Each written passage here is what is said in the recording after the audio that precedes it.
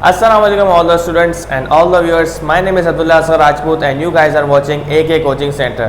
तो क्लास 10 की मैथ्स की एक्सरसाइज चल रही है हमारी 19.2 और उसका पार्ट नंबर 5 आज की वीडियो में हम लोग कवर करने वाले हैं। सही है, तो हम लोगों ने 2x2 का मैट्रिक्स और 3x3 के मैट्रिक्स का डिटर्मिनेंट निकालना सीख लिया था। आज की वीडियो हम सीखेंगे कि किस तरह से 2x2 का मैट्रिक्स और 3x3 के मैट्रिक्स का एडजॉइंट किस तरह से निकालते हैं। सही है, तो एडजॉइंट और डिटर्मिनेंट में कभी भी कंफ्यूज नहीं होना।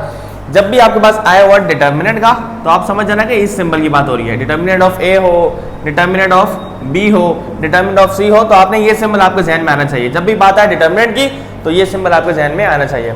और 2x2 के मैट्रिक्स से अगर एडजॉइंट की बात करें तो 2x2 के मैट्रिक्स का एडजॉइंट निकालना बहुत ही सिंपल है, लेकिन 3x3 के मैट्रिक्स का एडजॉइंट निकालना काफी जो है वो लेंदी है। आप वैसे तो डिफिकल्ट नहीं है, बस थोड़ा सा लेंदी है। तो स्टार्ट करते हैं। हमारे पास यहाँ पे 3 मैट्रिसेस गिवन है, मैट्रिक्स ए, मैट्रिक्स बी और मैट्रिक्स सी। इनका हमने क्या निकालना है? इनका हमने निकालना है adjoint. Find the adjoint of the following. तो स्टार्ट करते हैं। सबसे पहले मैट्रिक्स ए का एडजॉइंट निकालते हैं। सही है, तो मैट्रिक्स ए है हमारे पास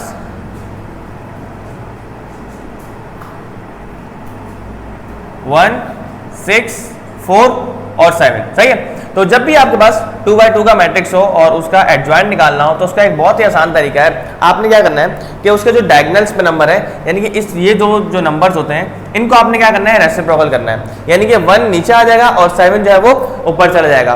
तो एडजॉइंट ऑफ ए क्या आएगा हमारे पास?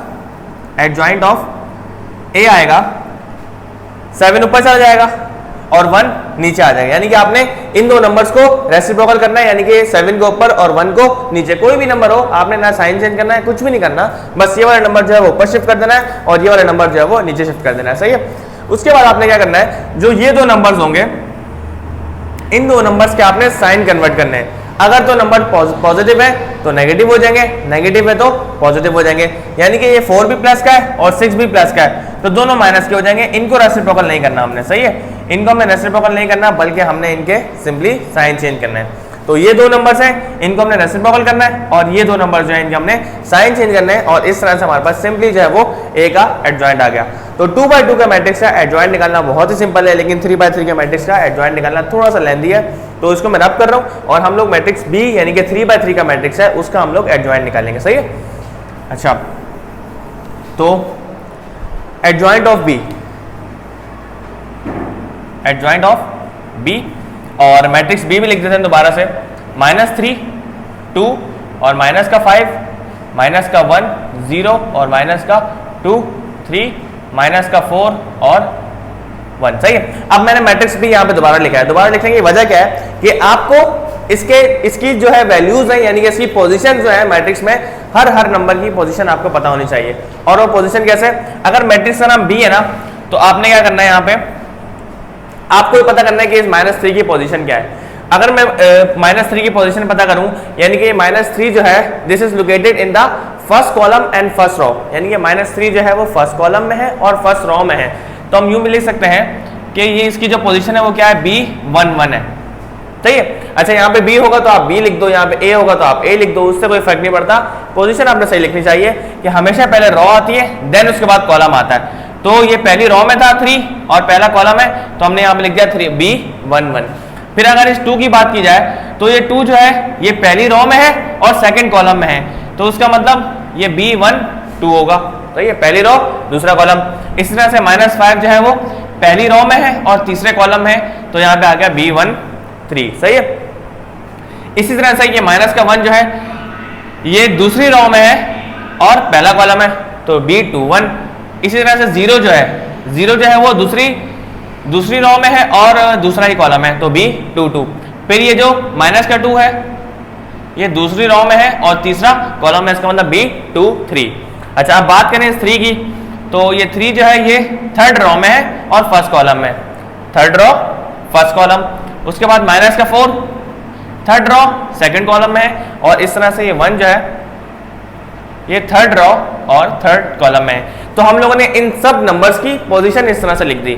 अब इनकी हमने अलग अलग वैल्यूज फाइंड करनी है, यानी कि B11 भी फाइंड करना है, B12 भी फाइंड करना है, B13 भी, और ये तमाम 9 के 9 वैल्यूज हमने फाइंड करनी है, इस मैट्रिक्स में पुट करनी है। So that will be the adjoint of B। तो वो क्या होगा? मैट्रिक्स B का एडजॉइंट होगा। तो स्टार्ट करते हैं। सबसे पहले हमने निकालना है B11। सही है, आपकी मर्जी है, आप यू रो वाइज निकालो, कॉलम वाइज निकालो, मैं रो वाइज निकालूंगा, सही है। यानी कि मैं पहले B11 निकालूंगा, फिर B12, फिर B13, और इसका आसान तरीका जो है वो भी मैं आपको समझा देता हूँ। आप क्या निकाल रहे हो, B11, तो आप यहाँ पे साइड पे लिख दो B11 और डाल दो इक्वल्स टू। अब इसका एक छोटा सा फार्मूला होता है, वो फार्मूला क्या होता है कि आपने -1 की वो पावर डालनी है जिस जगह पे वो लोकेटेड है, सही है। मैंने -1 लिखा, अब ये पहली रो और पहले कॉलम में, इसका मतलब इसके ऊपर पावर आ जाएगी 1 + 1। अगर यहाँ पे 2 2 होता तो 2 + 2 आता, अगर यहाँ पे 1 3 होता तो यहाँ पे 1 आता और यहाँ पे 3 आता, सही है। तो ये फार्मूला है और ये चीज परमानेंट रहेगी कि आपने -1 की पावर रखनी है हमेशा, सही है। तो -1 की हमने पावर रख दी 1 + 1। अब आपने क्या करना है, दोबारा से उसका डिटर्मिनेंट बना देना है, सही है। जिस तरह से हम डिटर्मिनेंट निकालते हैं 3/3 के मैट्रिक्स का, आपने सिंपली उसका डिटर्मिनेंट बना देना है। -1 लिखा मैंने, उसके ऊपर पावर डाल दी 1 + 1। अब ये 3 जिस रो में आ रहा है और जिस कॉलम में आ रहा है उनको हम लोगों ने इग्नोर करके बाकी जो नंबर्स बचे हैं वो लिखने, सही है। तो 3 इस रो में आ रहा है और इस कॉलम में आ रहा है, तो ये 4 नंबर बचे हमारे पास, 0, -2, -4 और 1, सही है। तो आपने बिल्कुल एहतियात से और बिल्कुल आराम से इसका जो है वो एडजॉइंट फाइंड करना है। आपने अगर एक भी साइन में मिस्टेक की तो आपका जो है वो गलत आ सकता है एडजॉइंट। तो आपने क्या करना है कि ये जिस रो में आ रहा था, जिस कॉलम में आ रहा था, वो रिमूव करके आपने ये 4 नंबर्स यहाँ पे लिख दिए। और जिस तरह से हम लोग आगे डिटरमिनेंट निकालते हुए हैं, सिंपली AD - BC का फॉर्मूला लगा के हमने इसको सॉल्व कर लेना है। तो 0 1 सा 0, फार्मूले का माइनस आ जाएगा, और माइनस माइनस प्लस, तो प्लस जब माइनस से मल्टीप्लाई होगा तो क्या आ जाएगा, माइनस, और 4 2 सा 8, तो 0 में से 8 माइनस करेंगे तो माइनस का 8 आ जाएगा। अच्छा, अब ये जो हमने -1 लिखा था, हमने फजूल में तो लिखा नहीं था, इसका कोई ना कोई काम तो होगा। अब इसका काम क्या है कि आपके पास -1 की पावर, मैं आपको बता चुका हूं कि -1 पे अगर इवन पावर हो 500 हो, 800 हो, 1000 हो, अगर इसमें कोई भी इवन पावर है तो ये किसका हो जाएगा, प्लस का 1 हो जाएगा। अब अगर तो इसके ऊपर इवन पावर है, अगर -1 के ऊपर कोई भी ऑड पावर है तो ये हमेशा जो है वो माइनस का 1 ही रहेगा, सही है। तो ये बात आपने ध्यान में रखनी है। तो अगर -1 की पावर 1 + 1 है, और 1 + 1 क्या होता है 2, तो -1 की पावर इवन है, तो उसका मतलब आप आंसर को मल्टीप्लाई कराओगे प्लस के 1 के साथ, सही है। और अगर आपके पास पावर आ रही है माइनस का 1, तो आप मल्टीप्लाई कराओगे, अगर ऑड पावर आ रही है तो आप -1 को, जो भी आंसर आपके साथ आएगा उसको -1 से आपने सिंपली मल्टीप्लाई करवा देना। तो -8 को जब मैं +1 से मल्टीप्लाई कराऊंगा तो उस पर कोई फर्क नहीं पड़ेगा और वो माइनस का 8 ही रहेगा। इसका मतलब हमारे पास B11 क्या आ गया है, माइनस का 8, सही है। तो अगर पॉजिटिव 1 होगा तो मैं मल्टीप्लाई नहीं करवाऊंगा, लेकिन नेगेटिव 1 होगा तो मैं आपको लाजमी शो करवाऊंगा। पहले जो पार्ट था उसमें मैंने शो करवा दिया। नेक्स्ट जो है वो प्लस का 1 शो नहीं करवाएंगे हम लोग, माइनस का 1 शो करवाएंगे, क्योंकि माइनस का 1 क्या करता है, साइन को चेंज करता है। तो हमारा B11 आ गया, सही है। अच्छा, अब B22 निकालना है हमने, B22 वही फार्मूला, -1 और उसकी पावर आ जाएगी 2 प्लस, बल्कि B12 निकालते हैं ना, 1 1 के बाद हम क्या निकाल सकते हैं, 1 2, तो B12 निकालने कोई मसला नहीं है। B12 यानी कि 1 + 2। अब देखें -1 की पावर जब ऑड आ रही है, 2 + 1 क्या होता है, 3 होता है, और 3 इज अ ऑड नंबर। तो अब हमने आंसर के साथ मल्टीप्लाई करवाना है -1 को, तो पहले डिटरमिनेंट बना लेते हैं। अच्छा, ये 2 जिस कॉलम में आ रहा है और जिस रो में आ रहा है उसको रिमूव कर देना, सही है। इसको छुपाना है और इसको छुपाना है, क्या बचा, -1 3 -2 1, -1 3 -2 और 1, सही है। अच्छा, वही फार्मूला AD - BC वाला, -1 मल्टीप्लाई होगा +1 के साथ तो -1 आ जाएगा, फार्मूले का माइनस, और प्लस माइनस माइनस तो क्या हो जाएगा, प्लस हो जाएगा, 3 2 6, सही है। तो -1 + 6 आंसर आएगा प्लस का 5, सही है। 6 - 1 क्या बचा, 5 बचा।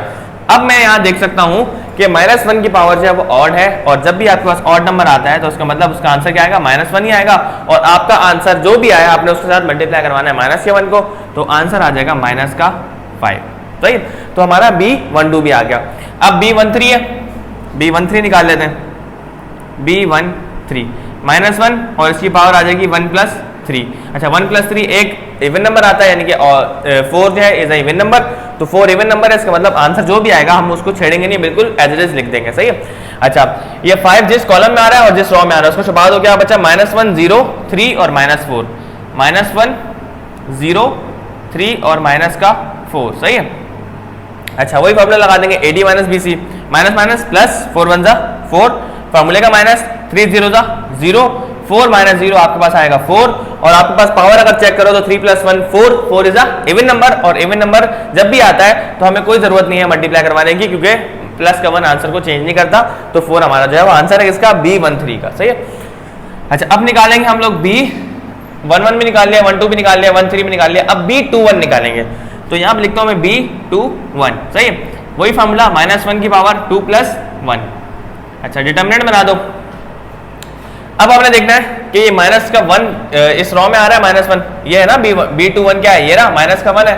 माइनस का 1 जिस रॉ में आ रहा है और जिस कॉलम में आ रहा है उसको छुपा दो, तो क्या बचा 2 -5 -4 और 1, 2 -5 -4 और 1 बचा, सही है। अच्छा, अब क्या करेंगे, अब वही फार्मूला लगाएंगे, AD - BC 2 1 2 माइनस फार्मूले का माइनस माइनस प्लस, और प्लस जब इस माइनस से मल्टीप्लाई होगा तो माइनस ही हो जाएगा, एंड 5 4 20। तो जब भी आप माइनस करोगे -20 प्लस का 2 आंसर आएगा माइनस का 18, और अगर मैं -1 की पावर चेक करूं तो 2 + 1 3 है, and 3 is a odd number, और ऑड नंबर आता है तो हम क्या करते हैं माइनस के 1 को मल्टीप्लाई करवाते हैं, तो माइनस माइनस प्लस, और आंसर आ जाएगा आपका प्लस का 18, सही है। अच्छा, B22 निकालते हैं, 21 के बाद क्या आ रहा है B22, तो B22 की वैल्यू जो है वो फाइंड कर लेते हैं इजीली, -1 और पावर आ जाएगी 2 + 2, सही है। अच्छा, अब क्या करेंगे हम लोग, ये 0 जिस कॉलम और जिस रॉ में आ रहा है उसको आपने क्या करना है, इग्नोर करना है। अच्छा, तो ये 0 जो है वो इस कॉलम में आ रहा है, 0 का ये कॉलम है और ये रॉ है, इसका मतलब हम कौन कौन सा नंबर लिखेंगे, -3 प्लस का 3 -5 और 1, यानी कि ये 4 नंबर हमने लिखना है, 1 2 3 और ये 4 नंबर, सही है। तो माइनस का 3 माइनस का 5 3 और 1, सही है। अच्छा, एक चीज और याद रखना कि हम लोग एडजॉइंट में कभी भी जो जैसे हम लोग क्या करते हैं डिटर्मिनेंट निकाल रहे होते हैं, तो जैसे -5 की वैल्यू निकाल रहे हो तो -5 पहले बाहर लिखते हैं। डिटर्मिनेंट में ऐसा नहीं होता, जब भी आप एडजॉइंट निकाल रहे होते हो उसमें ऐसा नहीं होता कि अगर मैं निकाल रहा हूँ ये 0 तो ये 0 बाहर नहीं आएगा, सही है। तो ये डिफरेंस है इसमें, जब भी आप निकाल रहे हो डिटर्मिनेंट और एडजॉइंट, तो एडजॉइंट जब भी हम निकाल रहे होते हैं तो बाहर वाला नंबर कभी भी बाहर नहीं आता, यानी कि जिस रॉ और जिस कॉलम में वो आ रहा है वो बाहर नहीं आता, लेकिन जब भी आप डिटर्मिनेंट निकाल रहे होगे तो ये वाला नंबर जो है 0 है ना, तो ये 0 जो है वो बाहर आ जाएगा, सही है। तो ये फर्क है दोनों में। अच्छा, अब क्या करेंगे हम लोग, मल्टीप्लाई कराएंगे, माइनस प्लस माइनस का 3 और प्लस माइनस माइनस, और फॉर्मूले के माइनस से मल्टीप्लाई हुआ तो प्लस हो जाएगा, एंड 5 3 15, तो 15 -3 बचेगा 12, और अगर मैं पावर चेक करूं -1 की तो 2 + 2 होती है 4, इसका मतलब आंसर जो है हमारा वो पॉजिटिव ही रहेगा। तो उसका मतलब हमने कितनी वैल्यूज निकालनी, 1 2 3 4 5 वैल्यूज निकालनी, और 4 वैल्यूज हमें अभी और निकालनी है। तो B22 के बाद क्या है, B23, B2 और ये 3, वही फार्मूला, -1 की पावर 2 + 3, अब चेक करूं तो 2 + 3 मेरे पास 5 आएगा, इसका मतलब आंसर के साथ मल्टीप्लाई करवाना है हमने माइनस के 1 को, सही है। अच्छा, हम क्या निकाल रहे हैं, 2 3 निकाल रहे हैं, इसका मतलब ये -2 जिस कॉलम में आ रहा है और जिस रॉ में आ रहा है उसको आपने सिंपली रिमूव करना है। तो -2 इस रॉ में आ रहा है और इस कॉलम में आ रहा है, इसका मतलब ये 4 नंबर आएंगे, -3 2 3 और -4, -3 2 3 और -4, 3 और माइनस का 4, सही है। अच्छा, अब क्या करेंगे, फार्मूला लगाएंगे, AD - BC minus minus plus, 3 4 12, फार्मूले का माइनस, 3 2 6, 12 - 6 क्या आएगा, आंसर 6 ही आएगा। और अगर मैं यहाँ चेक करूँ तो मेरे पास 3 + 2 5, यानी कि एक ऑड नंबर है, और ऑड नंबर आएगा तो माइनस के 1 को मल्टीप्लाई करेंगे, और 6 को मल्टीप्लाई करोगे आप -1 से तो आ जाएगा माइनस का 6, सही है। अच्छा, B23 भी निकाल लिया, अब B31 की बारी है, B31 यानी कि -1 की पावर आ जाएगी 3 + 1, डिटर्मिनेंट, ये 3 जिस रॉ में आ रहा है और जिस कॉलम में आ रहा है उसको इग्नोर करना है, यानी कि इन नंबर्स को हमने छुपाना है। तो क्या बचा, 2 -5 0 और -2, 2 -5 0 और -2, 0 और माइनस का 2, सही है।